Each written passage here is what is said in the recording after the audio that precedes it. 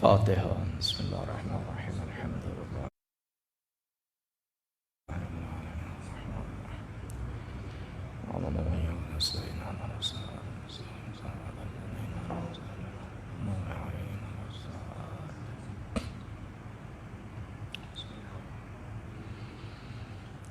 ایک اور فاتحہ کی درخواست کی جاتی ہے شمیم فاطمہ بنت علی بن محمود کی، جن کے اصال ثواب کی سلسلے کی یہ مجالس تھی، ان کی روح کو اصال ثواب فرما دیں۔ بسم اللہ الرحمن الرحیم۔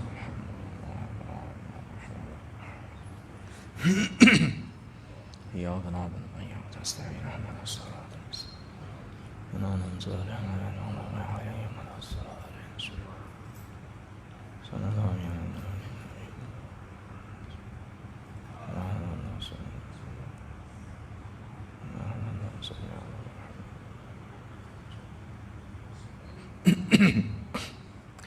اعوذ باللہ من الشیطان اللعین الرجیم، بسم اللہ الرحمن الرحیم، الحمد للہ رب العالمین والعاقبۃ للمتقین والجنۃ للمؤمنین والنار للکافرین والمنافقین، والصلاۃ والسلام علی سید الانبیاء والمرسلین سیدنا و نبینا و شفیع ذنوبنا و طبیب نفوسنا ابی القاسم محمد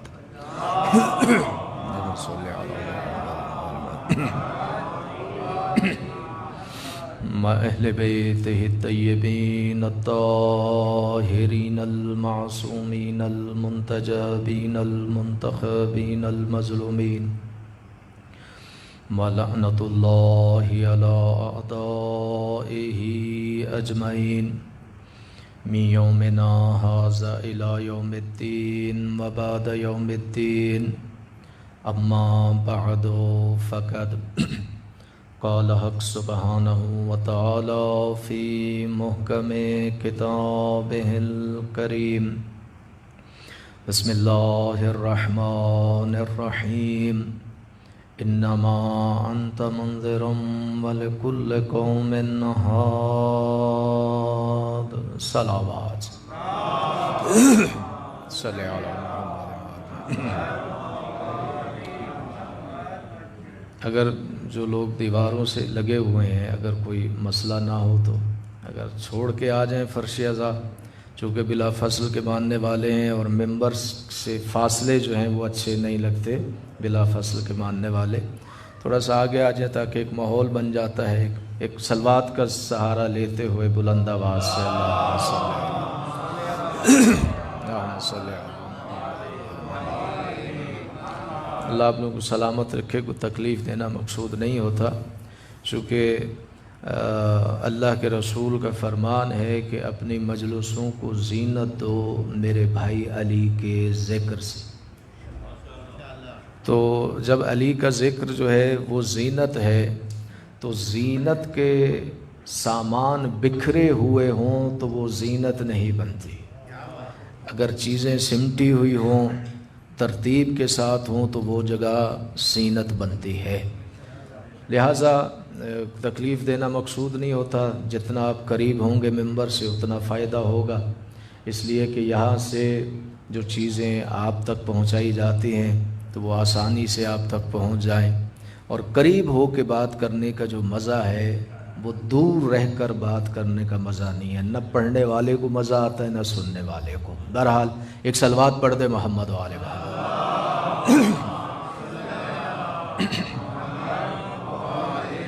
عزیزان محترم، یہ 6 روزہ مجالس بسلسلہ شہادت حضرت جناب سکینہ سلام اللہ علیہا برائے سال ثواب مرحومہ مغفورہ شمیم فاطمہ بنت علی بن محمود کے اصال ثواب کی مجلسیں تھی ہمارے عسکری برادران کی والدہ گرامی، مالک انہیں جوار معصومین میں جگہ عنایت فرمائے، ان کی قبر پہ اپنی رحمت برکت نازل فرمائے، قبر اور برزخ کی منزل آسان فرمائے، اور ہمارے دونوں برادران کو، ان کے والد کو، ان کے خانوادے کو مالک صبر جمیل عنایت فرمائے۔ یقیناً ہر وہ شخص خوش نصیب ہوتا ہے دنیا میں بھی اور دنیا کو چھوڑ جانے کے بعد بھی جس کی اولاد اس کی مطیع و فرما بردار ہو۔ توجہ ہے، بس کوشش کیجئے گا۔ مجھے معلوم ہے کہ ہر جگہ کا ماحول ڈیفرنٹ ہوتا ہے، لیکن اب مسئلہ یہ ہے کہ بولیں گے تو صحیح انشاءاللہ، 10 منٹ کے بعد 5 منٹ کے بعد بولیں گے انشاءاللہ۔ یہ علی کے ذکر میں کشش ہی ایسی ہے، ذکر آل محمد میں اتنی کشش ہوتی ہے کہ وہ نہ چاہنے اور چاہنے کی محتاج ہی نہیں ہوتی ہے۔ اس کے اندر پروردگار عالم نے ایسی چاشنی رکھی ہے، ایسی شیرنی رکھی ہے کہ دل نہ بھی کرے تو فضائل سن کر بولنے کو دل کرتا ہے۔ ایک صلوات پڑھ دے محمد وآل محمد صلی اللہ علیہ محمد۔ وہ والدین خوش نصیب ہوتے ہیں جن کی اولاد دنیا میں بھی ان کی مطیع و فرما بردار ہو، اور اگر وہ دنیا چھوڑ کر چلے جائیں تو ان کے لیے وہ مطیع و فرما بردار ہو۔ مالک ایسی اولادوں کو بھی اللہ سلامت رکھے، اور اللہ ایسی اولاد ہر ماں باپ کو نصیب کرے۔ لیکن اس میں جو ایک بنیادی بات ہے، اگر ماں باپ اس کو سمجھ لیں تو منزل آسان ہے۔ بنیادی بات ہے کہ جہاں آپ اپنی اولاد کو دنیا کی آسائش دے کر چلے جاتے ہیں، جہاں ان کو دنیا کی چیزیں سکھا کے چلے جاتے ہیں، اگر دنیا کے ساتھ ساتھ اگر آپ اپنی اولاد میں دین بھی شروع سے منتقل کر دیں تو وہ اولاد آپ کی مطیع و فرما بردار ہو جائے گی۔ اگر دنیا کے ساتھ دین بھی اگر آپ منتقل کرتے رہیں اور ان پہ توجہ رکھیں اور یہ کہیں کہ یہ دنیا میری اولاد کے لیے تو فائدہ مند ہو سکتی ہے، لیکن اگر میں نے اس دنیا کے ساتھ اپنی اولاد کو دین دے دیا تو پھر وہ دین دیا جانا اولاد کو میرے لیے بھی فائدہ ہے، میری اولاد کے لیے بھی فائدہ ہے۔ اس لیے کہ جب دین اولاد میں منتقل ہوتا ہے تو اولاد دیندار رہتی ہے۔ جب اولاد دیندار رہے تو وہ دیندار اولاد جب ماں باپ حیات ہوتے ہیں تب بھی ان کی مطیع و فرما بردار، اور جب ماں باپ دنیا سے رخصت ہو جاتے ہیں تب بھی وہ اپنے ماں باپ کے مطیع و فرما بردار رہتے ہیں۔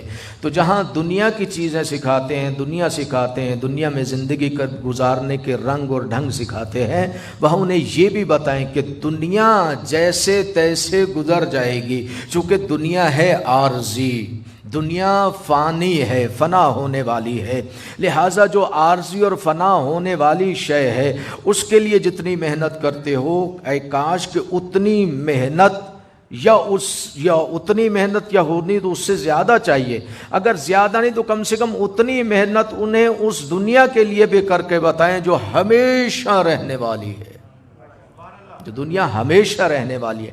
تو یہ تو بات طے ہے کہ جو ہمیشگی اختیار کرتی ہے چیز، انسان اسی کی جانب سفر کرتا ہے، لیکن کیا کریں، ہم جس معاشرے میں زندگی بسر کر رہے ہیں وہ معاشرہ ہمیں جکڑے ہوئے ہے، لہٰذا کوشش کریں کہ اپنی اولاد میں دنیا کے ساتھ ساتھ دین کو بھی منتقل کریں تاکہ وہ آپ کے لیے توشہ آخرت بن سکے۔ ایک صلوات پڑھ دے محمد والے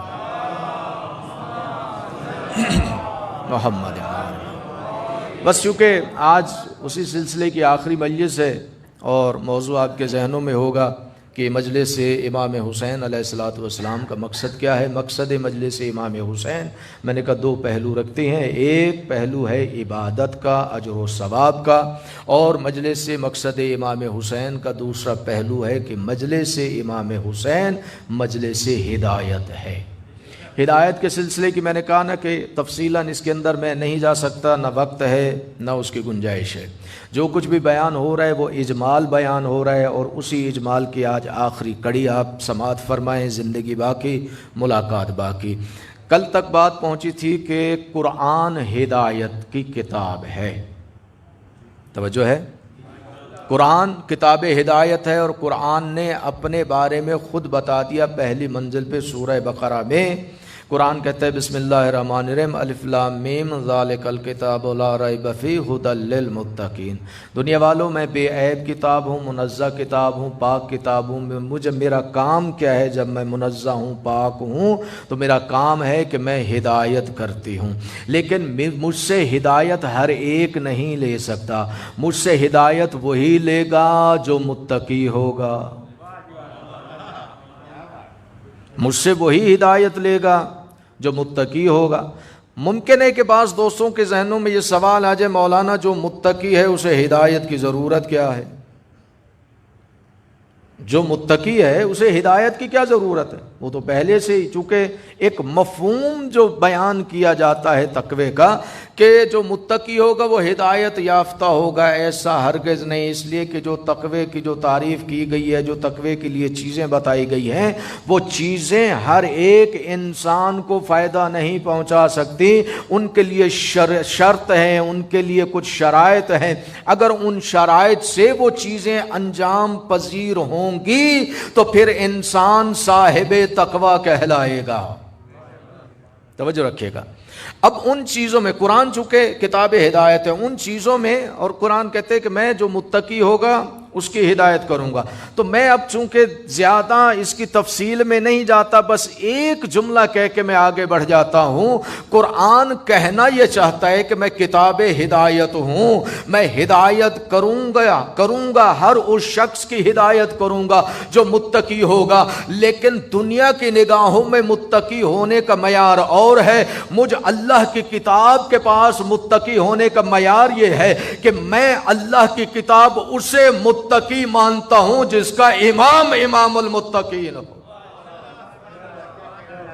ایک صلوات پڑھ دے محمد وآل محمد، صلی علی محمد وآل محمد۔ تو اب آسان لفظوں میں یہ کہوں کہ قرآن ہر انسان کی ہدایت نہیں کرتا، انسان اس کی ہدایت کرتا ہے۔ قرآن جس انسان کے دل میں علی رہتا ہو، جس کے دل میں علی رہتا ہو، جس کے دل کی جاگیر کا مالک علی ہو، جس کے دل میں علی کی ولایت کا چراغ روشن ہو، وہ شخص قرآن سے بہرہ مند ہو سکتا ہے، وہ شخص قرآن سے ہدایت لے سکتا ہے۔ تو اب قرآن کتاب ہدایت ہے، اور یہ قرآن کہاں نازل ہوئی؟ میں نے کل گزارش کی علی قلب کا، قرآن کہتا ہے کہ میں محمد مصطفیٰ کے قلب پر نازل ہوا، تو اس کا معنی یہ ہوا کہ قرآن اترا ہے قلب مصطفیٰ پر، قلب مصطفیٰ پر قرآن اترا۔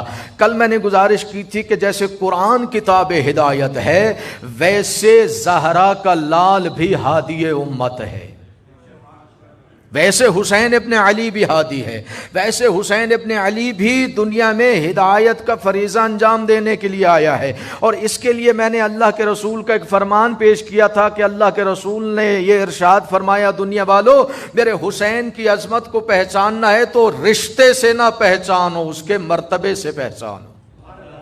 میرے حسین کو پہچاننا ہے تو اس کے رشتوں سے نہ پہچانو کہ وہ علی کا بیٹا ہے، محمد مصطفیٰ کا نواسا ہے، بطول کا لخت جگر ہے، ابو طالب کا پوتا ہے، خاندان بنی ہاشم کا چشم و چراغ ہے۔ حسین کو رشتوں سے نہ پہچانو، حسین کو منصب سے پہچانو، اور میں محمد ابن عبداللہ ہو کے نہیں بلکہ محمد الرسول اللہ ہو کے کہہ رہا ہوں کہ میرے حسین کا منصب یہ ہے، ان الحسین مصباح الہدا و سفینۃ النجات، میرا حسین چراغ ہدایت بھی ہے اور نجات کی کشتی بھی ہے۔ اب قرآن بھی ہدایت دیتا ہے اور حسین کا ذکر بھی، ذات حسین بھی اور حسین کا ذکر بھی۔ اب دیکھیں آئیں، قرآن کے ساتھ ساتھ جو معلم قرآن، جس کے دل پر قرآن نازل ہوا ہے، اس کا فریضہ کیا ہے؟ یعنی ہمارے اور آپ کے جو نبی اور رسول ہیں حضرت محمد مصطفیٰ صلی اللہ علیہ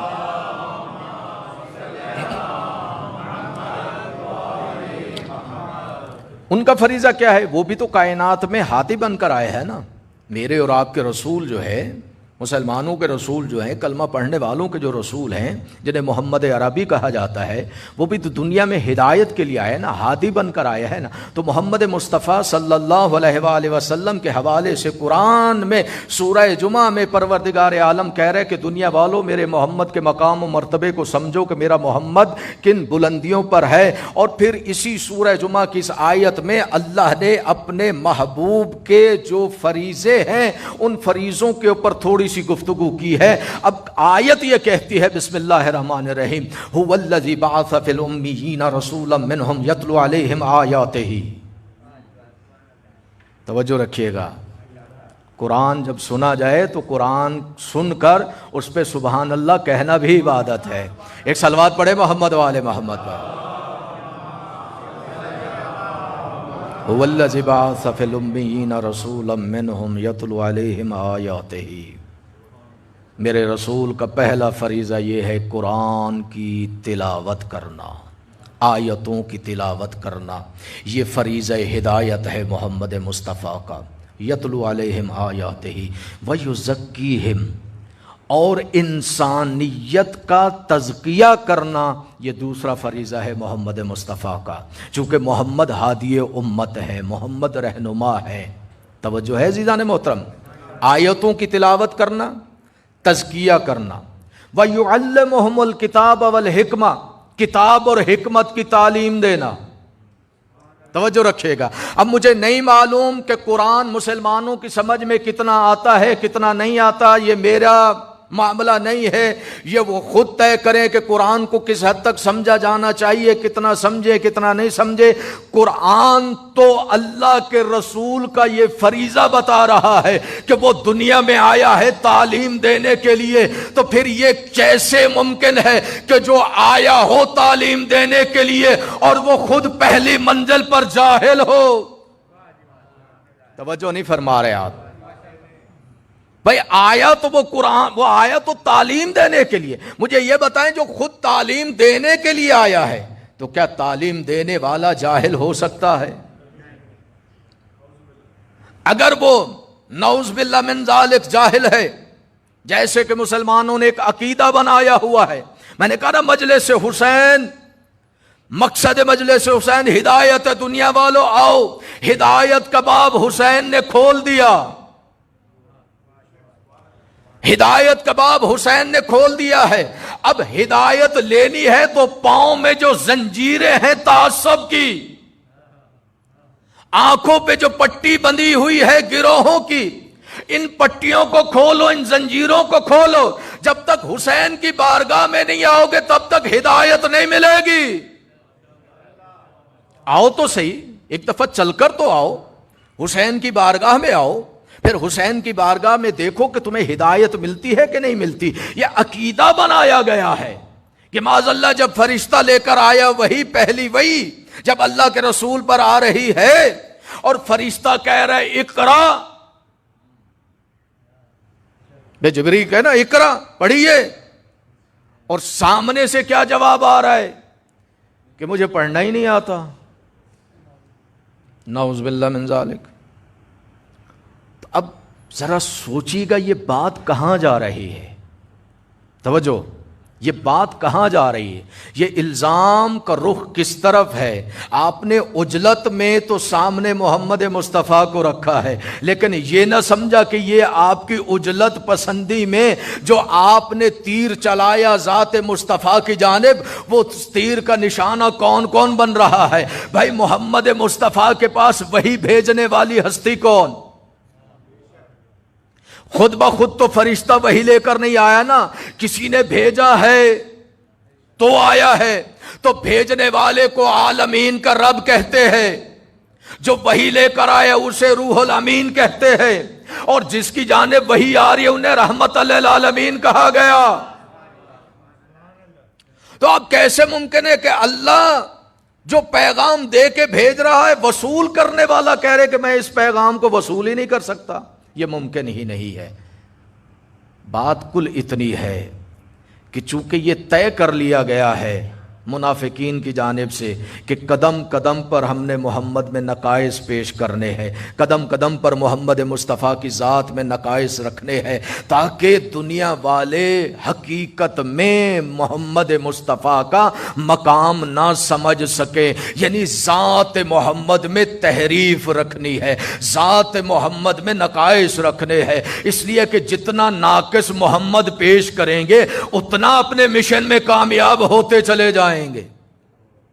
لیکن یاد رکھیے گا، قرآن کی منزل پر اللہ نے خود اعلان کیا کہ اس ذکر کو ہم نے نازل کیا اور ہم ہی اس ذکر کے محافظ ہیں، تو قرآن کی حفاظت کی ذمہ داری اللہ نے لی ہے، محمد مصطفیٰ کی کردار کی ذمہ داری آل محمد نے لی ہے۔ ایک صلوات پڑھے محمد و آل محمد پر، محمد و آل محمد۔ توجہ ہے جان محترم؟ تو قدم قدم پر آل محمد نے ذات مصطفیٰ کی سیرت کی کردار کی ضمانت لیے کہ دنیا اگر ہمارے نانا پر، ہمارے جد پر، اللہ کے رسول پر حملہ کرے تو انہیں بتائیں جب تربیت یافتہ ایسا ہے، توجہ نہیں فرما رہے، جب تربیت یافتہ دنیا نے آج تک، مجھے بتائیں آج تک دنیا میں کوئی ایسا آدمی پیدا نہیں ہو سکا جس نے کہا کہ علی کی ذات میں یہ نقص ہے، آج تک کوئی پیدا نہیں ہوا، آج تک کوئی پیدا نہیں ہوا کہ جو علی کی ذات میں نقص نکالے۔ تو علی کون ہے؟ محمد مصطفیٰ کا تربیت یافتہ، توجہ، علی کون ہے؟ محمد مصطفیٰ کی تربیت یافتہ شخصیت کو علی کہتے ہیں۔ ارے جس کی تربیت کا یہ اثر ہو وہ خود محمد کتنی عظمت کا مالک ہوگا جب اس کا تربیت یافتہ ایسا ہو۔ توجہ رکھیے گا، اگر مزاج پر ناگوار نہ گزرے میرا جملہ، صرف اسے جملے کے حد تک رکھیے گا تاکہ دنیا والوں کو پتا چلے، ارے محمد مصطفیٰ نے جس کی تربیت کی ہے، محمد کی تربیت کا اثر یہ ہے کہ کچھ لوگ ایسے بہکے کہ علی کو رب کہنا شروع کر دیا۔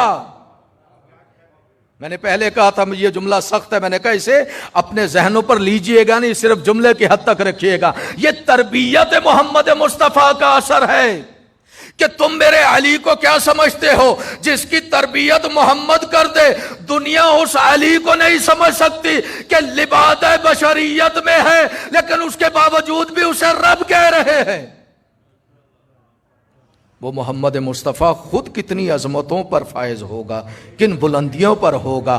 تو اب یہ عقیدہ اسلام نہیں، عقیدہ باطلہ ہے۔ اسلام مخالف عقیدہ تو ہو سکتا ہے، یہ اسلام کا عقیدہ نہیں ہو سکتا، اس لیے کہ جب بھیجنے والا بے عیب ہے، جب لانے والا بے عیب ہے، جو چیز لائی جا رہی ہے وہ بے عیب ہے، تو یہ اتنی چیزیں بیچ میں ہوتے ہوئے وہ چیز کسی عیب دار کے حوالے کیسے کی جا سکتی ہے؟ یہ ممکن ہی نہیں۔ تو میرے محمد کا فریضہ کیا ہے؟ علم، تعلیم دینا، یہ 4 فریضے ہیں، علم دینا، حکمت کی تعلیم دینا، علم و حکمت کی تعلیم دینا، یہ 4 فریضے ہیں۔ خدا کی قسم اگر یہ 4 فریضے حسین کی ذات میں نہ ہوتے، یہ چاروں چیزیں حسین کی ذات میں نہ ہوتی تو ہم کبھی بھی حسین کی عظمت کا قصیدہ نہ پڑھتے، پھر ہم پر اعتراض کرتے کہ جب وہ چیزیں ہے ہی نہیں ذات حسین میں تو حسین کیسے امت کا ہادی ہے۔ پہلے تو اس آیت کی روح سے یا تو کوئی مسلمان اٹھ کے مجھے یہ سمجھا دے کہ مولوی صاحب آپ نے جس آیت کو 3 دن سے پڑھتے چلے جا رہے ہیں اور یہ کہتے چلے جا رہے ہیں لکل قوم ہاد، لکل قوم ہاد، تو او اس سے مراد عالم اسلام کے علماء ہے، اس آیت سے مراد عالم اسلام کے علماء ہیں، بھئی علماء ہی ہادی امت ہیں۔ توجہ رکھیے گا، تو ہم نے کہا کہ بھائی ہادی کی 2 صفتیں ہیں، پہلی صفت یہ کہ ہادی خود ہدایت یافتہ ہو، دوسری صفت ہم نے یہ بتائی کہ ہادی صاحب علم ہے، اور جنہیں آپ عالم اسلام کے علماء کہہ رہے ہیں وہ تو خود جاہل تھے، کسی کے سامنے زانوِ ادب طے کر کے علم حاصل کیا۔ تو یہ سلسلہ آگے بڑھتا چلا جائے گا، رکنے والا سلسلہ نہیں ہے۔ ہادی وہ ہے جو دنیا میں تعلیم کا محتاج نہ ہو، جہاں سے ہادی بن کر آیا ہے وہیں سے وہ تعلیم لے کر آیا ہو۔ پھر وہ ہادی کہلا سکتا ہے۔ تو آؤ، میں نے کل بھی کہا تھا، آج اس جملے کو دہرا رہا ہوں کہ میرے پہلے علی سے لے کر میرے آخری علی تک، میرے پہلے معصوم سے لے کر میرے آخری معصوم امام تک، کسی ایک امام کے لیے کوئی پھٹی سی پھٹی کتاب سے کوئی گھسی ہوئی روایت دکھا دو کہ آپ کے فلاں امام نے فلاں صاحب سے علم حاصل کیا، ورنہ تم نہیں دکھا سکو گے۔ البتہ یہ بھی شرف اس مکتب جعفریہ کو ہے کہ مکتب امام جعفر صادق وہ عظیم المرتبت مکتب ہے کہ جس کے چھٹے امام پاک کی اتنی بڑی فضیلت ہے کہ عالم اسلام کا ایک بہت بڑا امام ہے، وہ کہتا ہوا نظر آتا ہے، لولا سنتان لا حلق نمان، اگر میں نے 2 سال آل محمد کے مکتب میں نہ گزارے ہوتے تو میں ہلاک ہو چکا ہوتا۔ لولا سنتان لا ہلک نعمان، اب نعمان ہلاک ہو جاتا اگر میں 2 سال امام جعفر صادق کے مکتب میں نہ رہتا۔ یہ عالم اسلام کا مشہور امام ہے جسے امام اعظم کہا گیا ہے۔ یہ کوئی ڈھکی چھپی بات نہیں ہے، یہ ممبر جو ہے ڈھگوسلوں پر نہیں ہے، علم کی بنیاد پر یہ ممبر ہے۔ جاؤ جا کر جتنی تمہاری دسترس میں کتابیں ہیں ان کو اٹھا کر دیکھو، اگر سیرت امام اعظم میں یہ جملہ نہ ہو۔ توجہ ہے، ایک صلوات پڑھے نا محمد و آل محمد، صلی علی محمد و آل محمد۔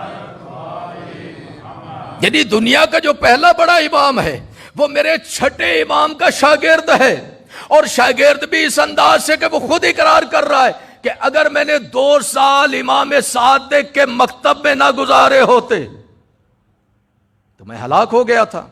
نہ میری سمجھ میں قرآن آ رہا تھا، نہ میری سمجھ میں سنت مصطفیٰ آ رہی تھی، نہ میں دین کو سمجھ رہا تھا، نہ شریعت کو سمجھ رہا تھا۔ میں نے دین اور شریعت کو سمجھنے کے لیے امام جعفر صادق کے مدرسے میں اور امام کے سامنے زان ہوئے ادب میں نے طے کیے، جب جا کے مجھے کچھ شدھ بدھ ملی، جب جا کے مجھے پتا چلا کہ شریعت کیا ہے، دین کیا ہے، عظمت مصطفیٰ کیا ہے، توحید کسے کہتے ہیں، یہ سارے مسائل میں نے امام جعفر صادق سے۔ اور دنیا والوں کا امام تو جعفر صادق کا شاگرد ہے، اگر کسی میں حوصلہ ہے تو وہ ہمیں آ کر بتا دے کہ یہ جعفر صادق کس انسان کا شاگرد ہے۔ توجہ ہے، ہمیں آ کر بتا دو۔ ہم نے آپ کو بتا دیا کہ دنیا کا سب سے بڑا امام، مسلمانوں میں عالم اسلام کا بڑا امام ہمارے چھٹے امام کا شاگرد ہے، تو پھر اگر تم میں حوصلہ ہے، جرات ہے، تو آ کر ہمیں بھی سمجھا دو کہ بھائی آپ جس کی بات کر رہے ہیں شاید آپ کو پتہ نہیں ہے، یہ آپ کے چھٹے امام فلاں صاحب کے شاگرد ہیں، وہ فلاں صاحب ہمیں بتا دو۔ تم بتا دو، ہم تسلیم کرنے کے لیے تیار ہیں، اس لیے کہ جس دلوں میں علی رہتا ہو ان دلوں میں تنگی نہیں ہوا کرتی، وسعت قلبی ہے۔ ہمارے دل وسیع ہے، اس لیے کہ ہمارے دلوں کا راج کرنے والے کو علی کہتے ہیں۔ تم بتا دو، ہم مان لیں گے، تم نہیں بتا سکو گے۔ اور میں ایک دفعہ دہرا دیتا ہوں، میرا چھٹا امام جعفر صادق شاگرد ہے میرے 5ویں امام محمد باقر کا، میرا 5واں امام محمد باقر شاگرد ہے میرے 4تھے امام زین العابدین کا، میرا زین العابدین 4تھا امام شاگرد ہے میرے 3رے امام مظلوم کربلا حسین ابن علی کا، میرا حسین ابن علی 3 امام شاگرد ہے۔ توجہ رکھیے گا، شاگرد ہے میرے 2 امام امام حسن مجتبی کا۔ چونکہ یہ بات سلسلہ امامت سے چل رہی ہے، یہ بات ذہن میں رکھیے گا، تو حسین شاگرد ہے امام حسن کا، اور میرا 2 امام شاگرد ہے میرے پہلے امام علی ابن ابی طالب کا۔ ارے علی ابن ابی طالب دنیا کے کسی انسان سے پڑھا ہوا نہیں، میرے علی نے پڑھا ہے، تو یا محمد مصطفیٰ سے پڑھا ہے یا کبریا سے۔ یہ سلسلہ میں نے بتا دیا ہے، اگر ضرورت ہے تو آپ بھی بتا دیجئے گا۔ تو اب جس میں یہ 4 چیزیں ہوں گی، توجہ رکھیں گے، یہ بھی قرآن ایک فیصلہ دے دیا کہ دیکھو ہر ایک کو دین کا ٹھیکیدار نہ سمجھنا، ہر ایک کو دین کا وفادار نہ سمجھنا، بلکہ جو دین کا وفادار ہوگا جو دین کا پاسدار ہوگا، جو دین کا محافظ ہوگا، دیکھو اس کے اندر یہ 4 چیزیں ہیں کہ نہیں؟ وہ عالم ہے کہ نہیں؟ وہ تزکیہ کرنے والا ہے کہ نہیں؟ وہ قرآن و حکمت کی تعلیم دینے والا ہے کہ نہیں؟ جس میں یہ 4 چیزیں ہوں، سمجھو کہ وہ دین کا وفادار، وہ دین کا محافظ۔ جس میں یہ 4 چیزیں نہیں، میں جملہ بدلتا ہوں اگر ناگوار نہ گزرے، ارے ہر ایک کو محمد کا نائب نہ سمجھنا۔ محمد کا نائب وہی ہوگا جس کے اندر محمد جیسی صفتیں ہوگی۔ محمد مصطفیٰ کا وہی نائب ہوگا کہ جس کے اندر محمد مصطفیٰ والی صفتیں ہوں گی، فقط 2 کے علاوہ، نبوت اور رسالت کے علاوہ۔ جس میں محمد مصطفیٰ کی ساری صفتیں ہوں گی وہی محمد کا نائب اور جانشی کہلائے گا۔ تو 61 ہجری کا محمد کا نائب تھا حسین ابن علی۔ اب آپ غور کیجئے گا، بلکہ میں جملہ یہاں دہرا دیتا ہوں، شاید پہلے کہا ہوں، میں بھلکڑ سا آدمی ہوں، ممکن ہے کہ میرے ذہن میں نہ ہو۔ مودودی صاحب کو جملہ ہے، ابو العالیٰ مودودی، اس نے کہا کہ دنیا یہ سوال کرتی ہے کہ جب سب صحابہ اور صحابہ کے بچوں نے یزید کی بیعت کر لی تھی تو حسین نے بیعت کیوں نہیں کی؟ ایک صلوات پڑھے نا محمد والے محمد صلی اللہ علیہ محمد۔ مودودی صاحب کا جملہ ہے، ابو العالیٰ مودودی جو ایک بہت بڑے عالم دین ہے، مفسر ہے، بہت بڑا نام ہے آپ کے وطن عزیز پاکستان کا، بلکہ بر صغیر کا بڑا نام ہے، جہاں یہاں جانے جاتے ہیں وہاں ادھر بھی جانے جاتے ہیں۔ انہوں نے کہا کہ مجھے تعجب ہے مسلمانوں پر کہ وہ یہ کہہ رہے ہیں کہ جب سب نے بیعت کر لی تو حسین کو بھی کر لینی چاہیے تھی۔ اس نے کہا معاملہ یہ نہیں ہے، میرا سوال اس سے مختلف ہے، میں اس سے مختلف بات کر رہا ہوں۔ میں تو تعجب اس بات پہ کر رہا ہوں کہ جب علی کے بیٹے نے بیعت نہیں کی تو سب نے کیسے کر لی؟ ایک صلوات پڑھے نا محمد والے محمد۔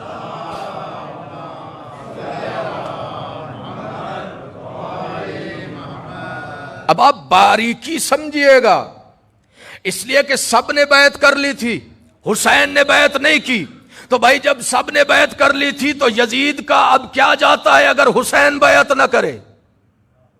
اللہ اکبر اللہ اکبر۔ بھائی جب سب نے بیعت کر دی، ایک آدمی ہے مدینے میں بیٹھا ہوا ہے، نہ اس کے پاس لشکر ہے، نہ اس کے پاس مال ہے، نہ اس کے پاس تلواریں ہیں، نہ اس کے پاس تیر ہے، نہ اس کے پاس لشکر ہے، کچھ بھی نہیں ہے۔ کیوں یزید ڈر رہا ہے؟ توجہ فرمائیے، کیوں وہ آدمی ڈر رہا ہے کہ جس کی حکمرانی کا تسلط 23 ریاستوں پر مشتمل ہے، 23 ملکوں کا حکمران یزید ایک تنہا حسین سے بیعت لینے پر کیوں مصر ہے کہ اس سے بیعت لو؟ سوچئے گا، یہ ایک سوال ہے جو میں قائم کر رہا ہوں۔ ممکن ہے کہ آپ علماء سے سوال کریں، اس کا ثواب مل جائے، آپ کتابیں پڑھیں آپ کو مل جائے گا، لیکن سوال چھوڑ کے جا رہا ہوں اور تھوڑا سا اس کا جواب بھی میں آپ کی خدمت میں عرض کر دیتا ہوں تاکہ زیادہ ذہن پریشان نہ ہو۔ ایک صلوات پڑھ دے محمد و آل محمد پر، صلی علی محمد و آل محمد۔ اس لیے یزید، توجہ رکھیے گا، اس لیے یزید نے زور دیا کہ حسین بیعت کرے، اس لیے یزید نے زور دیا کہ حسین بیعت کرے، اس لیے کہ وہ بھی جانتا ہے میں نائب رسول نہیں بن بیٹھا ہوں۔ توجہ فرمائیے، میں جانشین پیغمبر نہیں ہوں، بن بیٹھا ہوں، مجھے بنا دیا گیا ہے۔ توجہ، اس لیے حسین ہے محمد کا خون، حسین ہے محمد کا نواسہ، حسین ہے محمد کا نائب، حسین ہے مسند رسول کا وارث، حسین ہے دین کا محافظ۔ اگر پوری دنیا بیعت کر لے تو اس کا اتنا اثر نہیں جتنا اکیلا حسین بیعت کرے، اس لیے کہ جب حسین بیعت کرے گا تو یہ بیعت حسین کی نہیں ہوگی، آدم سے لے کر عیسیٰ تک نبیوں اور رسولوں کی بیعت ہو جائے گی۔ توجہ ہے، اس لیے کہ حسین وارث مصطفیٰ ہے، توجہ رکھے گا، اور تمام انبیاء کی وراثتیں سمٹ کر آ گئی محمد مصطفیٰ کے پاس۔ تمام انبیاء کی محنتوں کا دار و مدار محمد مصطفیٰ کی ذات پر، اور محمد مصطفیٰ کی محنت کا دار و مدار ہے ذات حسین پر۔ اس لیے کہ اگر حسین بیعت کر دے تو اس کا معنی یہ ہے کہ یزید کے ہاتھ پہ آدم نے بیعت کر دی، یزید کے ہاتھ پہ نوح نے بیعت کر دی، یزید کے ہاتھ پہ ابراہیم خلیل اللہ نے بیعت کر دی۔ توجہ فرمائیے، کیسے ممکن ہے کہ حق باطل کے ہاتھ پہ بیعت کرے؟ یہ کیسے ممکن ہے کہ حق بیعت کرے باطل کے ہاتھ پہ؟ حسین نے بیعت نہ کر کے دنیا والوں کو بتا دیا، دنیا والوں، خلافت رسول کہلانے کا حق اسے ہے جو رسول کی صفتوں کا وارث ہو، جو رسول کی صفتوں کا وارث ہو وہ رسول کا جانشین کہلاتا ہے۔ آئیں اب حسین کی ذات میں ان چار چیزوں کو ڈھونڈ لیتے ہیں تاکہ بات آسان ہو جائے۔ اب اللہ کا رسول کیا ہے؟ قرآن کی تلاوت کرنے والا ہے، آیتوں کی تلاوت کرنے والا ہے۔ توجہ رکھیے گا، حسین ابن علی کا دھڑ تھا کربلا میں، سر تھا نوک نیزہ پر۔ یہ مصائب کی منزل نہیں ہے، ذہنوں کو تھوڑا سا بلند رکھیے گا۔ دھڑ کربلا میں تھا، سر نوک نیزہ پر تھا۔ یہ نوک نیزہ پہ سر نے جو تلاوت قرآن کی ہے، یہ دنیا کو بتا رہا ہے کہ میرا نانا آیا تھا آیتوں کی تلاوت کرنے کے لیے، تم نے میرے سر اور وجود میں تو جدائی ڈال دی ہے لیکن میرے منصب کو جدا نہیں کر سکتے، میرے منصب کو جدا نہیں کر سکتے۔ تم تیروں سے، تلواروں سے، خنجر سے میرے وجود کے ٹکڑے کر سکتے ہو، میرے منصب کے ٹکڑے نہیں کر سکتے۔ اس لیے حسین نے نوک نیزہ پر قرآن کی آیتیں تلاوت کر کے بتائیں، میرا نانا بھی آیتوں کی تلاوت کے لیے آیا تھا، دیکھو میں اس کا وارث ہوں، اگر میں وارث نہ ہوتا تو نوک نیزہ پر قرآن کی تلاوت نہ کرتا۔ یہ حسین ابن علی نے تلاوت کر کے دنیا والوں کو پیغام دیا۔ یزکیہم، محمد مصطفیٰ تزکیہ کرنے کے لیے حسین ابن علی نے کہا مجھے پہچانو، میں محمد کا جانشین ہوں، میں ہادی امت ہوں، میں رہبر امت ہوں، میں رہنمائے امت ہوں۔ جیسے میرا نانا تزکیہ نفس کرنے کا فریضہ رکھتا تھا تو حسین نے بھی تزکیہ کر کے بتایا۔ اور خدا کی قسم اگر آپ کے ذہن بیدار ہوں تو جملہ مجھے کہنے میں لطف آئے گا، آپ کو سننے میں لطف آئے گا، اور اگر سوئے ہوئے ذہنوں سے آپ نے جملہ سنا تو اس میں نہ مجھے پڑھنے میں مزہ آئے گا نہ آپ کو سننے میں مزہ آئے گا۔ بھائی حسین نے اس انداز سے تزکیہ کا فریضہ انجام دیا کہ چراغ بجھا دیے گئے۔ توجہ فرمائے، چراغ بجھا دیے گئے، اور حسین نے کہا کہ میں اپنی بیعت اٹھا لیتا ہوں، تمہارا دل کرے مجھے چھوڑ کے چلے جاؤ۔ جب چراغ روشن ہوا تو ایک بھی صحابی اپنے مقام سے ہٹا ہوا نہ پایا۔ یہ ہے حسین ابن علی کے تزکیے کی منزل، کہ جیسے میرے نانا نے جن کا تزکیہ کیا ہے وہ بھی قدم قدم پر میرے نانا کے ساتھ رہے ہیں۔ توجہ رکھیے گا، اور پھر جملہ تو اس سے زیادہ وزنی ہے، جب تزکیہ اس انداز سے کیا زہرا کے لال نے تو میرے مولا کا یہ جملہ بھی ہے، دنیا والوں سنو، اللہ نے جیسے مجھے اصحاب عطا کیے، نہ میرے نانا رسول کو ایسے صحابی ملے، نہ میرے بابا علی کو ملے۔ یہ تزکیہ نفس کی منزل تھی۔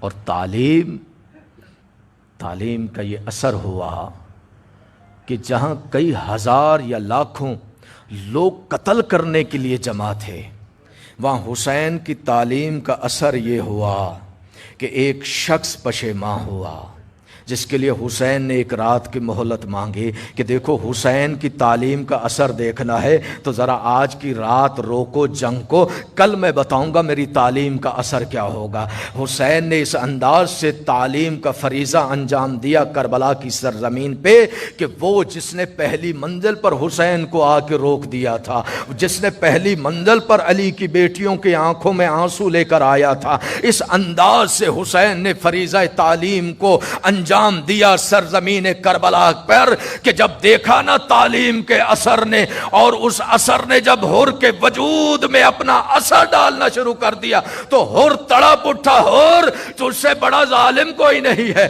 تجھ سے بڑا شقی کوئی نہیں ہے کہ تو نے حسین کے رستے کو روکا ہے۔ یہ حسین کی تعلیم کا اثر ہے کہ اپنے ہاتھوں کو بندوا کر حسین کے خیمے میں چلا آیا۔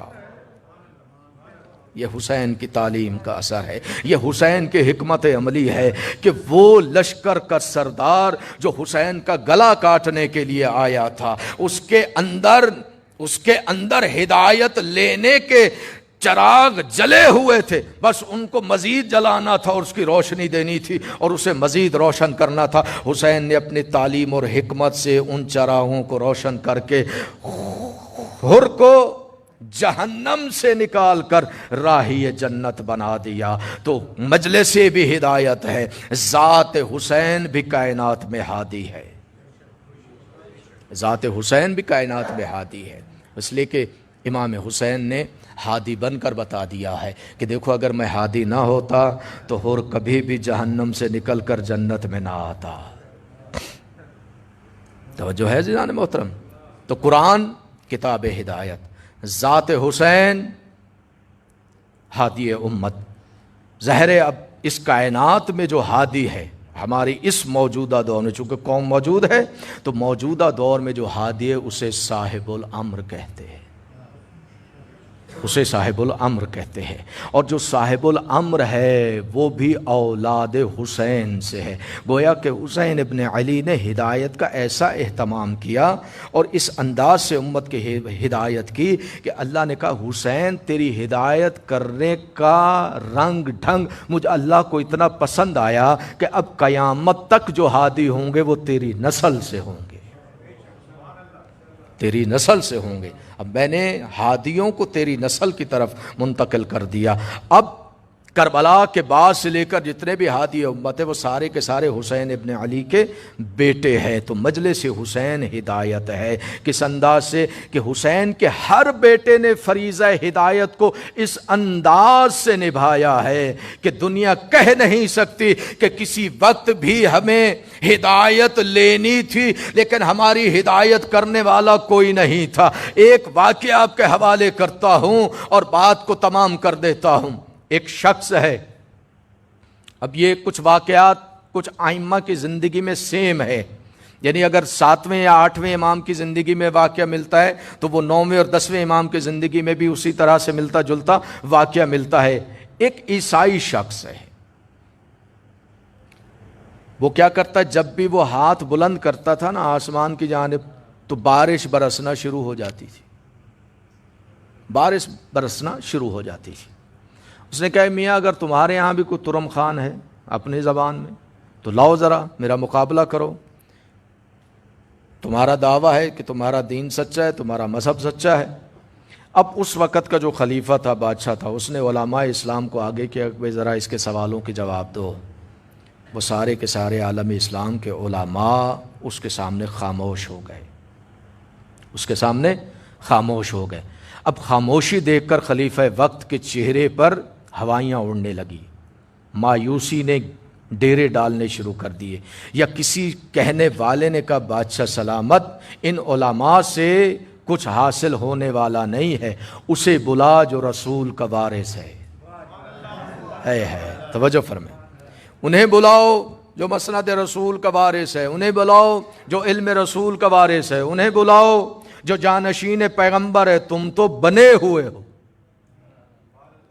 تم تو بنے ہوئے ہو، اصل وارث مصطفیٰ تو اس کی اولاد ہے، اولاد مصطفیٰ کو بلاؤ۔ تو مدینے سے امام کو بلایا گیا، اب 9واں امام ہے یا 8واں یا کوئی بھی ہے، اس لیے کہ اگر واقعہ سیم ہو تو کسی امام سے بھی منسوب کر کے پڑھ سکتے ہیں۔ یہ معصوم کا حکم ہے کہ اگر ہمارا کوئی فرمان تمہیں ملے اور یہ معلوم نہ ہو کس معصوم کا ہے تو کسی معصوم سے منسوب کر کے بیان کر دو، اس لیے کہ ہم سارے کے سارے محمد ہیں۔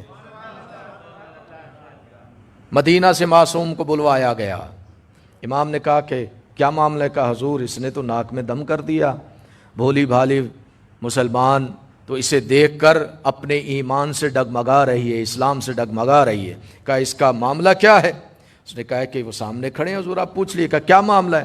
کہا اللہ نے مجھے یہ عزت اور مقام و مرتبہ دیا ہے کہ میں جس مذہب اور مکتب سے تعلق رکھتا ہوں، میرے مذہب اور مکتب کی حقانیت کے لیے یہی کافی ہے کہ میں جب بھی ہاتھ بلند کرتا ہوں آسمان کی جانب، اللہ اپنی رحمت کو برسانا شروع کر دیتا ہے۔ اور اگر تمہارا مذہب اور مکتب سچا ہے تو ذرا یہ معجزہ تم بھی کر کے دکھا دو، میں مان لوں گا۔ امام نے کہا بس اتنی سی بات ہے؟ کہا یہ تیرا معجزہ ہے؟ کہا یہ میرے اندر صلاحیت ہے، یہ میرے ہاتھ پہ معجزہ ہے، میں اس معجزے سے اپنے مذہب کی حقانیت کو واضح کرتا ہوں۔ امام نے کہا تو جھوٹا، تیرا یہ کام فریب، تو انسانیت کو گمراہ کرنے کے لیے آیا ہے۔ پہلے تیرا واسطہ پڑا تھا باہر والوں سے، مجھ سے دھیان سے بات کرنا، میں محمد کے گھر والوں ہوں، میں محمد کے گھرانے سے ہوں، مجھے پہچان، میں رسول کے علم کا وارث، میں رسول کے معجزات کا وارث، میں رسول کی سیرت کا وارث، میں رسول کے اخلاق کا وارث، میں رسول کا بیٹا ہوں۔ کہ اب اگر تو وہ معجزہ دکھا دے امام بات کو سمجھانے کے لیے تو میں تیرا دعویٰ قبول کر لوں گا، لیکن جیسے ہی میرے امام نے یہ جملہ کہا، بادشاہ وقت سے کہا کہ اپنے سپاہی کو اس کے قریب بھیج، یہ جیسے ہی ہاتھوں کو بلند کرنا چاہے تو سپاہی سے کہنا اس کی انگلیوں کے درمیان جو چیز رکھی ہوئی ہے اسے فوراً نکال لے، اس کی انگلیوں کے درمیان جو چیز رکھی ہوئی ہے اپنے سپاہی سے کہنا وہ فوراً اس سے چھین لے، نکال لے۔ بس جیسے ہی یہ میرے مولا نے جملہ ارشاد فرمایا، اب اس عیسائی نے اپنے ہاتھوں کو جوڑ کر وہ چیز اپنی انگلیوں میں پھنسا کر ابھی ہاتھ اٹھانے کے لیے ارادہ کیا تھا، یا سپاہی نے آگے بڑھ کے اس کے ہاتھوں کو پکڑا اور وہ چیز نکال دی، اب اس کے چہرے کی رنگت تبدیل ہونا شروع ہو گئی۔ میرے امام نے کہا ہاتھ اٹھا، توجہ رکھیے گا، ہاتھ اٹھا، میں بھی تو دیکھوں تیرے ہاتھ کتنے مقدس ہے، میں بھی تو دیکھوں تیرا دین کتنا مقدس ہے، میں بھی تو دیکھوں تو کتنا سچا ہے۔ ارے کل بھول گیا جب میرے بزرگ تیرے بزرگوں کے مقابلے پر آئے، جب میرے بزرگ تیرے بزرگوں کے مقابلے پر آئے گا، بات بھول گیا تھا؟ میرے بزرگ جب میدان میں آئے تھے تو تمہارے والوں نے کہا تھا خبردار مباہلہ نہ کرنا، اس لیے کہ میں ایسے چہرے دیکھ رہا ہوں کہ اگر یہ پہاڑ کے ہٹنے کے لیے دعا کرے تو پروردگار عالم ان کی دعا کو مستجاب کرے گا، ذلیل و رسوا ہو جاؤ گے۔ اگر ان سچوں نے لعنت بھیج دی تو عیسائیت برباد ہو جائے گی۔ میرے مولا نے کہا اب ہاتھ اٹھا، اب اس کے ہاتھ اٹھتے ہیں، بادل تو دور کی بات جی، کچھ اثر نہ ہوا، اب اس کا چہرہ متغیر ہونا شروع ہو گیا، پسینے میں شرابور ہو گیا۔ یہ پسینہ وجود کا نہیں تھا، یہ ندامت کا پسینہ تھا، باطل نظریے کا پسینہ تھا۔ امام نے کہا اب کیا ہوا؟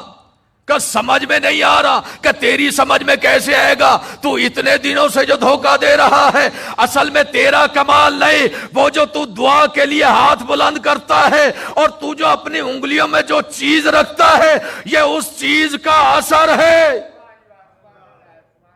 یہ اس چیز کا اثر ہے۔ اب چونکہ وہ چیز تیرے ہاتھ سے میں نے نکلوا دی ہے، اب وہ اثر ختم ہو گیا، تو قیامت تک دعا مانگتا رہے، قیامت تک بارش نہیں ہوگی۔ توجہ رکھیے گا۔ یہ کہنے کے بعد اب جیسے یہ جملہ کہا نا، اب کسی کہنے والے نے کہا مولا ذرا وہ بھی تو ارشاد فرما دیجئے کہ وہ کون سی چیز تھی جو اس نے اپنی انگلیوں میں پھنسا رکھی تھی۔ کہا مجھے نہیں معلوم کس طرح سے اس کے ہاتھ میں کسی نبی کی ایک ہڈی کا ٹکڑا آ گیا تھا، یہ اس نبی کی ہڈی کے ٹکڑے کا اثر ہے کہ وہ جب جب اپنی انگلیوں میں پھنسا کے اس کی بارگاہ میں اسے واضح کرتا تھا تو اللہ باران رحمت نازل کرتا تھا۔ یہ معجزہ اس نبی کے جسم کے ایک حصے کا ہے، اس کا کوئی کمال نہیں ہے۔ اب اس کے بعد میرے مولا نے ایک جملہ کہا کہ دیکھ تو جھوٹا ہے، اب ذرا سچوں کا معجزہ بھی دیکھ لے۔ سچوں کا معجزہ بھی دیکھ لے. امام نے کہا تیرے تو ہاتھ اٹھانے سے بادل نہیں آئے, ذرا اب دیکھ جو مسند رسول کا وارث ہے, جو علم رسول کا وارث ہے, جو معجزات رسول کا وارث ہے, جو رسول کی محنت کا وارث ہے, ذرا اس کا معجزہ دیکھ. امام نے ہاتھ بلند کیے. اب ایک مرتبہ بادلوں نے آنا شروع کر دیا, لوگوں نے اپنے آپ کو سمیٹنا شروع کر دیا. میرے مولا نے کہا گھبراؤ نہیں, یہ بادل یہاں نہیں برسے گا بلکہ یہ بادل خراسان میں برسے گا. ایک اور بادل آیا, لوگوں نے پھر اپنے آپ کو سمیٹنا شروع کر دیا. میرے مولا نے کہا یہ بھی یہاں نہیں برسے گا بلکہ یہ تالقان میں برسے گا. بادل آتے رہے, میرا امام اس کی جگہ بتاتا رہا. بس ایک مرتبہ جب بات واضح ہو گئی, اب میرے امام نے کہا جلدی سے تیاری کرو اور اپنے اپنے گھر چلے جاؤ. اگر تمہارا ایک آدمی بھی باہر رہ گیا اور بارش آ گئی تو مجھے رسول کا وارث نہ سمجھنا, اور اگر تم سارے کے سارے اپنی پناہ گاہ میں چلے گئے اور بارش برس گئی تو سمجھنا میں بھی سچا ہوں اور میرا دین بھی سچا تھا. ایک صلوات پڑھ دے محمد و آل محمد. بس میرے عزیزو, میرے دوستو, بات کسی حد تک اپنی اختتام پر پہنچی. حسین خود بھی ہادی امت, حسین کا ذکر بھی ہادی امت. یہ تو کوئی ڈھکی چھپی بات نہیں. کتنے ایسے لوگ ہیں جو مجالس میں شریک ہو کر ہدایت پا جاتے ہیں اور مذہب حقہ کو قبول کر لیتے ہیں. یہ تو پوری ایک تاریخ ہے بھری ہوئی ہے, کوئی ڈھکی چھپی بات نہیں ہے کہ کتنے لوگ مجالس میں شریک ہو کر ہدایت کے رستے پر آ جاتے ہیں. کتنا سخی ہے حسین کہ دنیا سے رخصت ہونے کے بعد بھی ایک ایسا نظام انسانیت کے لیے بنا کر گیا ہے کہ قیامت تک اب کوئی انسان یہ نہیں کہہ سکتا پالنے والے مجھے ہدایت نہیں ملی تھی. کوئی انسان یہ نہیں کہہ سکتا مالک مجھ تک پیغام نہیں پہنچا تھا. حسین نے پیغام پہنچانے کا ایسا رستہ اور ایسا ذریعہ بنا کر گیا ہے کہ کوئی انسان نہیں کہہ سکتا کہ ہم تک ہدایت نہیں پہنچی. کوئی بندہ بشر نہیں کہہ سکتا کہ ہم ہدایت کیسے لیتے کیونکہ ہمیں ہدایت دینے والا نہیں تھا. آج پوری کائنات میں حسین کا ذکر جاری و ساری ہے. افریقہ کے جنگل جو ہے وہاں پر بھی حسین کا ذکر جاری و ساری ہے. بس جہاں تک حسین کا ذکر جاری و ساری ہے اور جہاں تک حسین کا ذکر جاتا ہے, بس اس ذکر کی کشش ہی یہی ہے کہ اگر دل خالی ہے اور ہدایت لینے کے لیے زمین ہموار ہے تو ادھر حسین کے ذکر کی نور کی کرن پہنچتی ہے اور ادھر انسان ہدایت کے رستے پہ آ جاتا ہے. یہ کمال ہے حسین ابن علی کے ذکر کا. میں نے کل بھی کہا تھا کہ اس ہدایت کے نظام کو قائم کرنے کے لیے حسین نے بڑی قربانیاں دی. فقط حسین کی قربانیاں نہیں ہیں بلکہ حسین کی قربانیاں تو 10 محرم تک تھی. 10 محرم کے بعد جو شریکت الحسین بی تھی نا حسین کے ساتھ, علی کی بیٹی, جو قدم قدم پر پہلے دن ہی یہ جملہ کہہ کر گئی تھی حسین جہاں آپ ہوں گے وہاں بطول کی بیٹی ہوگی. بلکہ جملہ اس سے بھی اگلا ہے, جب اس شہزادی کا عقد ہوا نا جناب عبداللہ کے ساتھ, بس تھوڑی دیر کے لیے ذہنوں کو آمادہ رکھو, روئے گا وہی انسان جس کا رونا بطول کی بیٹیوں کو پسند ہے. روئے گا وہی جس کے آنسو سیدہ کی رومال کی زینت بننے کے قابل ہوتے ہیں.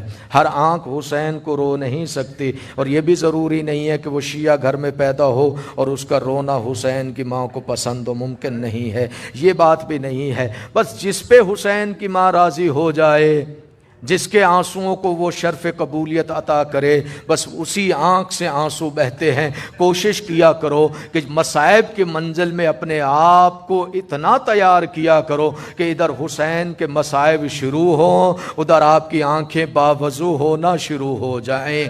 جب میری شہزادی کا عقد ہو رہا تھا نا جناب عبداللہ کے ساتھ, تو اس کے اندر جو بھی شرائط تھی اس میں ایک شرط میری شہزادی نے لکھوائی تھی, بابا میرے شوہر کو جا کر میری جانب سے یہ جملہ کہہ دیجئے گا کہ میں جب چاہوں حسین سے مل سکتی ہوں، مجھے حسین سے روکے گا نہیں عبداللہ، مجھ پہ پابندی نہیں لگنی چاہیے کہ میں کب حسین سے ملوں اور کب حسین کو نہ ملوں۔ یہی سبب ہے عزادارو کہ جب حسین کربلا کے لیے تیاری کر رہا تھا مدینہ سے، 28 رجب کو جب یہ قافلہ تیار ہو رہا تھا اور مسافروں کی فہرستیں تیار ہو رہی تھی، ایک مرتبہ علی کی بیٹی چلتی ہوئی آئی، کہا عباس مجھے ذرا مسافروں کی فہرست تو دکھا۔ اب جو فہرست دیکھی تو ان میں ہر بی بی کا نام نظر آیا، نہ نظر آیا تو اپنا نام نظر نہ آیا۔ ایک مرتبہ اس فہرست کو اٹھایا، چلتی ہوئی وہاں پہنچی جہاں حسین ابن علی تشریف فرما تھے۔ ماں جائے حسین، بہن سے کوئی خطا ہو گئی کہ مجھے اپنے ساتھ نہیں لے کر جانا، اس مسافروں کی فہرست میں میرا نام کیوں نہیں ہے؟ ایک مرتبہ حسین نے اپنی بہن کی جانب دیکھ کر ایک جملہ کہا، اے بہن زینب، یہ جتنی بھی بیویاں ہیں ان کا کفیل میں ہوں، ان کا وارث میں ہوں، اور آپ کا وارث عبداللہ ہے۔ جب تک عبداللہ اجازت نہ دے گا، میں بانی شریعت کا بیٹا ہوں، حسین زینب کو ساتھ نہ لے کے جائے گا۔ اجرکم اللہ زدارو، یہ جملہ سنا، علی کی بیٹی تڑپ جاتی ہے، تڑپ کے ایک جملہ کہتی ہے، ماں جائے حسین اسی مقام پہ ٹھہرے رہیے گا، میں جاتی ہوں اپنے گھر، اور میں جاتی ہوں اپنے گھر عبداللہ سے جا کر اجازت مانگتی ہوں۔ حسین میں جانتی ہوں آپ نے مدینہ چھوڑنا ہے، اگر میں آپ کے ساتھ نہ گئی حسین آپ مدینہ چھوڑیں گے، زینب دنیا چھوڑ جائے گی۔ اجرکم اللہ، بس اسی طرح سے منزلیں بڑھاتے رہیں تاکہ عبادت مکمل ہو جائے۔ حسین آپ مدینہ چھوڑیں گے، زینب دنیا چھوڑ جائے گی، اور حسین انہی قدموں پہ ٹھہریے گا۔ میں عبداللہ کے پاس جاتی ہوں، چچا جائے کے پاس جاتی ہوں، اگر عبداللہ نے مجھے اجازت دے دی تو میں سامان سفر باندھ کے آ جاؤں گی۔ حسین اگر عبداللہ نے اجازت نہ دی تو مدینہ چھوڑنے سے پہلے زینب کا جنازہ پڑھ لینا۔ اجرکم اللہ، وہ بی بی جو قدم قدم پہ حسین کے ساتھ تھی، کربلا کی قربانیوں کے بعد اس بی بی کا جہاد شروع ہوتا ہے تاکہ نظام ہدایت انسانوں تک جاری و ساری رہے۔ اجرکم اللہ، بس یہ وہ بی بی جو حسین کے مشن کی اب وارث بن کے کربلا سے کوفہ اور کوفہ سے شام چلی گئی، اور شام کے اس مقام پر پہنچی جہاں جناب سیدہ تو دور کی بات ہے، ارے علی کی بیٹیوں کی جوتیاں بھی شام میں نہ جاتی اگر اللہ کے دین کو بچانا مقصود نہ ہوتا۔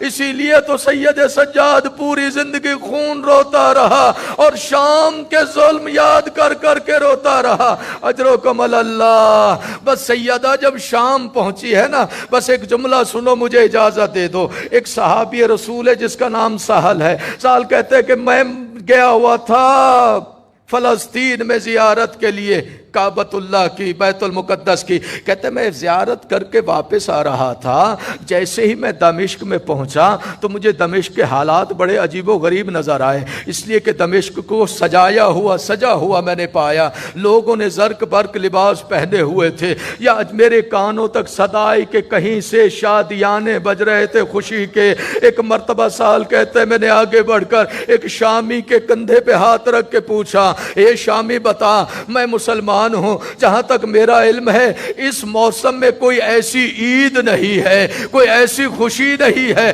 جس خوشی کو مسلمان منائے۔ شامی نے رو کے کہا تو شام کا رہنے والا نہیں؟ کہا ہاں میں شام کا رہنے والا نہیں، میں صحابی رسول ہوں، بیت المقدس کی زیارت کے لیے گیا تھا۔ ایک مرتبہ شامی نے صحابی رسول کے گلے میں باہیں ڈال کر ایک جملہ کہا، اے سال بازار کی جانب نہ جانا، اس لیے جو منظر ہے وہ دیکھ کے برداشت نہ کر سکے گا۔ ارے یہ خوشی کے شادیانے حسین کے قتل پر ہے۔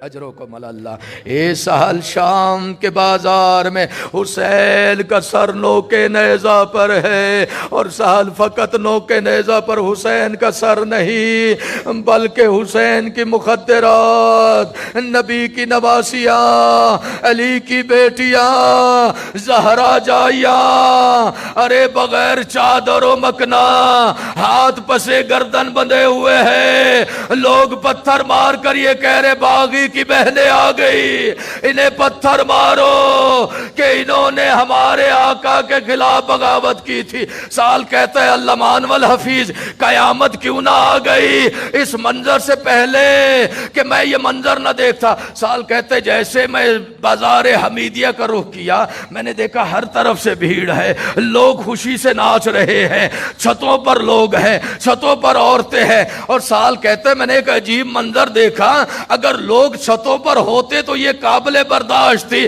میں نے دیکھا جو چھتوں پر عورتیں اور مردیں تھی ان کی جھولیاں پتھروں سے بھری ہوئی تھی، علی کی بیٹیوں کی جانب پتھر برسائے جا رہے تھے۔ سال کہتا ہے ایک پتھر حسین کی پیشانی پہ لگا، علی کی بیٹی کی چیخ بلند ہو گئی، رخ پھرا مدینے کی جانب، نانا رسول اللہ، میرے بھائی کا گلا کٹ گیا لیکن سینے کی دشمنی نہ گئی، آنا نہ دیکھ تیرے حسین کی پیشانی سے خون جاری۔ اجرکم اللہ۔ سال کہتے ایک مرتبہ میں آگے بڑھا، میں نے دیکھا کہ ایک قیدی ہے جس کے ہاتھ زنجیروں سے جکڑے ہوئے ہیں، جس کے پاؤں میں بیڑیاں ہیں، جس کے گلے میں خاردار توق ہے، یہ چلتا ہوا آگے بڑھا۔ میں نے آگے بڑھ کے کہا قیدی میرا سلام ہو، قیدی میرا سلام ہو۔ عجیب جملہ ہے۔ سال کہتا ہے میں تڑپ اٹھا جب اس قیدی نے کہا وعلیک السلام، میرے نانا کے صحابی، میرا بھی سلام۔ سائل کہتا میں تڑپ کے میں نے پوچھا ایک قیدی مجھے کیسے پہچانتا ہے؟ کہ میں حجت خدا، یہ جو نوکے نیزہ پر ہے اس کا بیٹا ہوں، زین العابدین میرا نام۔ اجرکم اللہ۔ زین العابدین میرا نام ہے۔ سہل تڑپ گیا ہے، تڑپ کے کہتا ہے فرزند رسول، فرزند حسین، میں آپ کے نانا کا صحابی ہوں، اگر میرے ذمہ کوئی کام ہو تو مجھے بتائیے گا، یہ میری خوش نصیبی ہوگی۔ بس یہ جملے سنیں۔ ایک جملہ حسین کے غیرت مند بیٹے نے کہا کہ نانا کے صحابی اگر ہو سکے تو نوکے نیزہ جنہوں نے پکڑے ہوئے ہیں نیزے، ذرا ان کو کچھ مال دے کر کہیے تھوڑے آگے بڑھ جائیں۔ کہ کیوں؟ کہ اس لیے کہ لوگ سروں کا تماشا دیکھیں گے، زہرا جائیوں کا پردہ بچ جائے۔ اجرکم اللہ۔ سہل کہتا ہے کہ میں نے آگے بڑھا، جن کے ہاتھوں میں وہ نیزے تھے نا، میں ان کو چند پیسے دیے، کہا ذرا ان نیزوں کو آگے لے جاؤ۔ اس کے بعد میں واپس آیا۔ فرزند رسول اور کوئی خدمت ہو؟ کہ میں خدمت بتا سکتا ہوں لیکن پوری نہیں ہوگی۔ بس یہ بات ہو رہی تھی، یا سید سجاد نے دیکھا علی کی بیٹی ایک مرتبہ پہلے کھڑی تھی اب بیٹھ چکی ہے۔ سید سجاد چلتا ہوا آیا، پھپھی کے قریب کا پھپھی اماں بیٹھ کیوں گئی ہے، آگے کیوں نہیں بڑھتی؟ کہ سید سجاد میں نے کسی سے وعدہ کیا تھا اس بازار شام کے لیے، جب تک وہ وعدہ نہ نبھاؤں گی آگے نہیں بڑھوں گی۔ سید سجاد پوچھتے پھپھی اماں کیسا وعدہ؟ کہ 21 ماہ رمضان تھا، میرا بابا دنیا چھوڑ رہا تھا، میرے بابا نے کہا تھا میری اولاد میری زندگی کا خطبہ ادھورا، آپ میں سے کون ہے جو میرے ادھورے کام کو پورا کرے گا؟ اے بیٹا سجاد، اس وقت علی کی اولاد بول رہی تھی، لیکن اس سے پہلے میں نے بولا تھا بابا مجھے یہ بتائیں کہ آپ کا خطبہ کہاں دینا ہوگا؟ بس میرے بابا نے کہا تھا کبھی یہ کوفہ کے بازار، کبھی کوفہ کا دربار، اور کبھی شام کے بازار اور درباروں میں خطبہ دینا ہوگا۔ بس ایک مرتبہ خطبے کی جب بات آئی تو علی کی بیٹی نے کہا سید سجاد میں نے اپنے بابا سے وعدہ کیا تھا، بابا آپ کا ادھورا پورا کام آپ کی بیٹی کرے گی، اور اس انداز سے کرے گی کہ خطبہ میں دے رہی ہوں گی لیکن سننے والا یہی کہے گا کہ یہ علی کہاں سے بول رہا ہے، یہ علی کے لہجے میں کون بول رہا ہے۔ اے بیٹا سجاد، اس وقت میں نے آپ کے دادا سے ایک جملہ کہا تھا، بابا علی جب میں شام کے بازار میں خطبہ پڑھوں تو آپ میرا خطبہ سننے کے لیے آئیں گے۔ اے سید سجاد، آپ کے دادا نے کہا تھا، اے زینب فقط میں نہیں، تیرا نانا رسول بھی آئے گا، تیرا بابا علی بھی آئے گا، تیری ماں زہرا بھی، تیرا بھائی حسن بھی آئے گا۔ اے بیٹا سجاد، میں دیکھ رہی ہوں میرا بابا آئے تو میں خطبہ پڑھوں۔ سید سجاد کہتا ہے بس اسی طرح یہ گفتگو تمام نہ ہوئی تھی کہ ایک مرتبہ میری پھپھی کھڑی ہو گئی۔ جیسے کھڑی ہوئی اور کھڑی ہو کے کہتی ہے، نانا میرا سلام، اماں زہرا میرا سلام، اے بابا میرا سلام، اے بھیا حسن میرا سلام۔ بس یہ کہہ کے ایک مرتبہ علی کی بیٹی نے خطبہ پڑھنا شروع کیا۔ حسین نے نوکے نیزہ پر اپنی آنکھوں کو بند کرنا شروع کر دیا۔ ایک مرتبہ علی کی بیٹی نے کہا، ماں جائے حسین، یہ میرا امتحان ہے، یہ آپ کا امتحان ہے۔ میں نے کربلا کے میدان میں اپنا امتحان دیا ہے، 70 قدم کا فاصلہ تھا، شمر آپ کے سینے پہ سوار تھا، میں طلعہ زینبیہ سے شمر کی منتیں کر رہی تھی، شمر نہ مار۔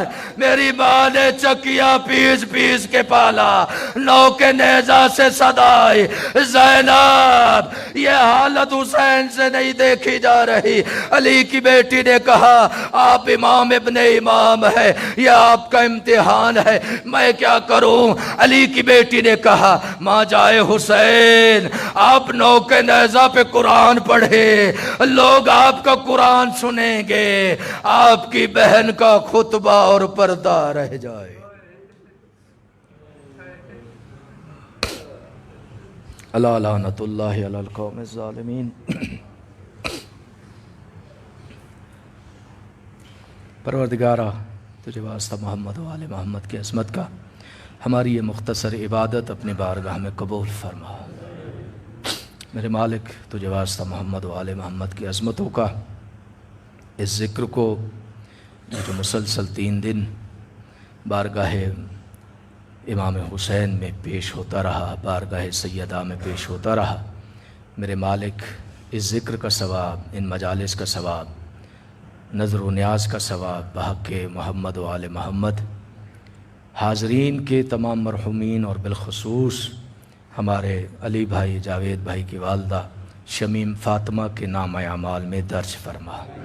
میرے مالک تجھے واسطہ محمد و آل محمد کی عظمتوں کا مرحومہ کے درجات بلند فرما، پسماندگان کو صبر جمیل عنایت فرما، ہمیں صحیح معنوں میں دین اسلام کو سمجھ کر اس کی تعلیمات پر عمل کرنے کی توفیق عنایت فرما۔ میرے مالک تجھے واسطہ محمد و آل محمد کی عظمت کا ہمارے بچوں کو حسین کے بچوں کی سیرت پر عمل کرنے کی توفیق عنایت فرما۔ میرے مالک ہمارے جوانوں کو حسین کے جوانوں کی سیرت پر عمل کرنے کی توفیق عنایت فرما۔ میرے مالک ہمارے بزرگوں کو حسین کے بزرگوں کی سیرت پر عمل کرنے کی توفیق عنایت فرما۔ ہماری مستورات کو جناب سیدہ و اولاد سیدہ کی سیرت پر عمل کرنے کی توفیق عنایت فرما۔ میرے مالک جتنے بھی دست دعا بلند ہیں تیری بارگاہ میں، میرے مالک تجھے واسطہ عظمت آل محمد کا ان تمام بلند ہاتھوں کے دلوں میں جو التجائیں تمنائیں دعائیں ہیں انہیں شرف قبولیت عطا فرما۔ میرے مالک جو مومنین پریشان حال پریشانیاں دور فرما، بالخصوص ہمارے ایک برادر عزیز ہیں روزگار کے سلسلے میں بزنس کے سلسلے میں پریشان ہے، ایک رکاوٹ ہے، میرے مالک تجھے آل محمد کی عظمت کا واسطہ ہمارے اس بندہ مومن کی اس کاروباری رکاوٹ کو دور فرما۔ میرے مالک جو مومنین مومنات محبین دنیا کے جس گوشے کونے خطے میں حاضرین کے گھروں میں اگر کوئی مریضہ ہے، ہمارے ایک دوست ہیں ان کی والدہ علیل ہے، یا کرونا وائرس میں جو مومنین مبتلا ہیں، ان تمام بیماروں کو شفائے کاملہ و عاجلہ عنایت فرما۔ میرے مالک تجھے واسطہ محمد و آل محمد کی عظمت کا مرنے سے پہلے ہر مومن عزادار کو قبر حسین کی زیارت نصیب فرما۔ جو مشرف ہو چکے ہیں انہیں بار بار یہ شرف عطا فرما۔ میرے مالک مقامات مقدسہ کے حفاظت فرما، جنت البقیع کے تعمیر کے اسباب مہیا فرما۔ جنہوں نے جنت البقیع کو خراب کیا میرے مالک ان کی دنیا اور آخرت دونوں کو تباہ و برباد فرما۔ میرے مالک تجھے واسطہ محمد و آل محمد کی عظمت کا وطن عزیز کی سرحدوں کی حفاظت فرما، اندرونی بیرونی سازشوں سے محفوظ فرما۔ میرے مالک وطن عزیز میں تمام کلمہ پڑھنے والوں کو آپس میں محبت و الفت کی دولت سے مالا مال فرما۔ مومنین محبین موالیان محمد و آل محمد کی صفوں میں اتحاد و وحدت پیدا فرما۔ علماء حق کا مراج کرام کا سایہ ہمارے سروں پر قائم و دائم فرما۔ میرے مالک جو لوگ ملت جعفریہ میں تفریق اور شر کا سبب ہے، اگر وہ لائق ہدایت ہے تو ان کی ہدایت فرما، ورنہ ان کے شر کو انہی کی طرف پلٹا کے ملت کو ان کے شر سے محفوظ فرما۔ میرے مالک تجھے واسطہ محمد و آل محمد کی عظمتوں کا میرے مالک جو دعائیں ہماری زبانوں پر نہیں آ رہی تو علیم بذات صدور ہے، ان تمام دعاؤں کو مستجاب فرما۔ میرے مالک تجھے محمد و آل محمد کی عزت و عظمت کا واسطہ، نہ یہ قوم بے وارث ہے، نہ یہ دنیا بے وارث ہے، نہ یہ ذکر بے وارث ہے۔ امام زمانہ کے ظہور میں تعجیل فرما، ہمیں امام زمانہ کے خادم و نوکروں میں شمار فرما، امام زمانہ کے سپاہیوں میں شمار فرما، امام زمانہ کی شفاعت نصیب فرما۔ میرے مالک ہم سب کو محبان محمد و آل محمد کو چہاردہ معصومین علیہم السلام اور بالخصوص حضرت زہرا کی ولایت پر قائم و دائم فرما۔ میرے مالک تجھے محمد و آل محمد کی عظمت کا واسطہ جو ٹوٹے پھوٹے کلمے میں نے بارگاہ محمد و آل محمد میں پیش کیے انہیں شرف قبولیت عنایت فرما۔ ربنا تقبل منا انک انت السمیع العلیم بحق محمد